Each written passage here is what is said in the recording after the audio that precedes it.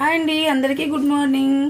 మీ ఇంట్లో ఈరోజు సండే కదా, స్పెషల్ ఏం చేసుకుంటున్నారు? మా ఇంట్లో అయితే ఈరోజు పూరి చేసుకుంటున్నాము. టైం అయితే 9:30 అయిపోయింది. మా పిల్లలకి స్కూల్ చుట్టి కదా, మా బాబుకి, మా ఆయనకు డ్యూటీ చుట్టి కాబట్టి ఈరోజు లేట్గా చేసుకుంటున్నాం మా ఇంట్లో టిఫిన్. ఇప్పుడైతే పూరి పొంగేసిస్తాం. ఇదిగో అండి, పూరి అయితే చక్కగా పొంగిపోయింది కదా, చూడండి. మళ్ళీ ఇంకొకటి వేసుకుంటున్నాను.